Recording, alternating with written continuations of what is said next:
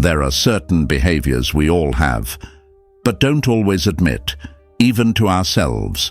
A sharp comment, a cold silence, a passive reaction.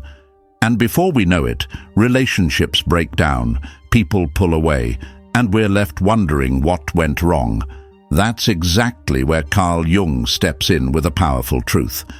Everyone carries a shadow, and unless we face it, we will never be whole. Let's be honest. Blaming others is easier, but real change begins the moment we look inward. Because many of our toxic patterns, chronic criticism, passive-aggressive communication, defensiveness, aren't intentional. They're echoes of old wounds we never healed, parts of ourselves we've buried too deep to notice. In this video, we'll explore Jung's concept of the shadow self and uncover the toxic behaviors that quietly sabotage our relationships and self-worth, not to shame you, but to set you free. Because the moment you learn to recognize your hidden patterns, you unlock the power to change your life from the inside out. So if you're ready to stop repeating the same cycles and start understanding yourself on a whole new level, this is where it begins. Let's dive in. Are you ready to face your shadow? First section. Unlocking the shadow. Recognizing your toxic patterns. Have you ever caught yourself reacting in a way that even you didn't expect? Snapping at someone you care about, shutting down in the middle of an argument, or ghosting someone instead of setting a boundary? Jung would say, that's your shadow talking. The shadow is the part of ourselves we hide, not because it's evil, but because somewhere along the way, we were taught it wasn't acceptable. Anger, jealousy, control, neediness, they don't just disappear, they go underground. The problem is, these buried parts don't stay silent forever. They show up in our relationships, our work habits, our inner dialogue. They create toxic cycles, like pushing people away when we actually need them close, or staying in situations that make us miserable just to avoid conflict. Recognizing your shadow is the first step. And it's not about blame. It's about becoming honest with yourself, because you can't heal what you refuse to see. And your toxic patterns, they're not your personality. They're survival habits that have expired. Section 2.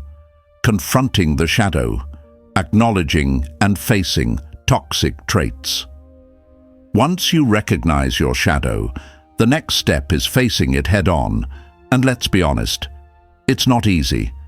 It's uncomfortable to admit that some of the pain in our lives isn't just coming from others, it's coming from us too. But Carl Jung believed that healing begins when we stop pretending we're perfect and start owning the darker parts of who we are. Shadow work isn't about tearing yourself apart. It's about understanding where those traits came from. Why do you shut down when someone gets close? Why does criticism feel like an attack? Journaling, dream analysis, and even therapy can help bring those patterns to light. And while it may feel messy at first, this process opens the door to real growth. Most importantly, approach this with compassion. You're not broken, you're layered. And the parts of you you've pushed away, they're not shameful, they just need a voice. When you face your shadow, you're not becoming someone else, you're finally becoming whole. Section 3. Transforming the shadow, integrating, not erasing. Most people think healing means getting rid of their flaws, but that's not what shadow work is about. According to Jung, transformation happens when you stop running from your darkness and start understanding it. The goal isn't to erase your shadow, it's to integrate it, to give it a seat at the table without letting it run the whole show. Think of your shadow like a wounded child. It acts out not because it's evil, but because it's been ignored for too long. When you meet it with curiosity instead of judgment, something shifts. You realize that your anger might be protecting your boundaries, that your jealousy may be hiding unmet needs. Suddenly, you're not battling your emotions. You're listening to them. This kind of transformation doesn't happen overnight. But every time you respond with awareness instead of reaction, you rewire your relationship with yourself. And as your inner conflict softens, so does the way you show up in the world. Integration isn't weakness, it's deep, honest strength. Section 4. Living authentically after integration. Once you've begun integrating your shadow, something powerful happens. You stop performing. You no longer feel the need to be perfect or to hide parts of yourself to make others comfortable. You start speaking from your core instead of from fear. And people notice, not because you're louder, but because you're real. Authenticity isn't about being raw all the time or spilling your emotions everywhere. It's about alignment. What you feel, think, and do start to match. You say no when you mean no. You ask for help without shame. You love without needing to control.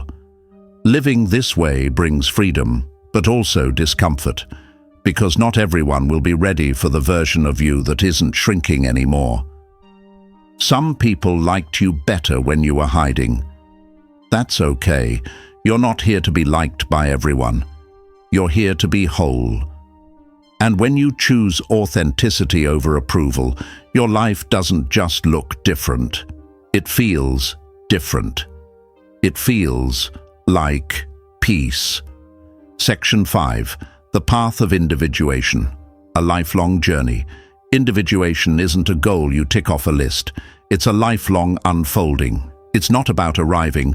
It's about becoming. And each day brings a new layer to peel back, a new truth to face, a new part of yourself to meet with honesty. Some days the path is clear. Other days it feels like you're walking in the dark. But even in that darkness, something guides you. Your intuition, your inner knowing, the quiet voice that says, keep going. There's more of you to discover.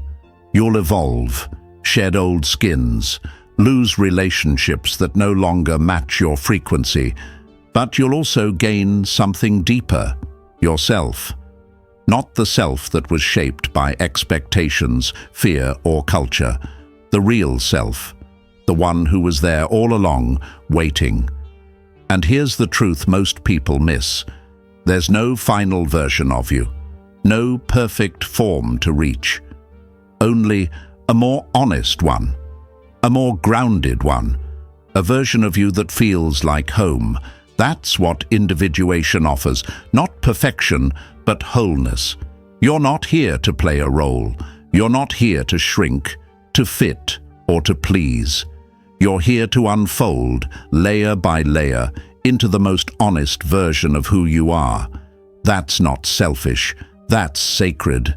The world needs more people who are deeply themselves, not perfectly polished copies. So, if this message resonated with you, take a moment to reflect. Maybe even revisit this video when you need a reminder. And if someone you love is also walking this path, send this to them. Subscribe to the channel if you haven't already, because here we don't chase perfection. We return to truth. Until next time, be kind to yourself. You're not behind. You're becoming.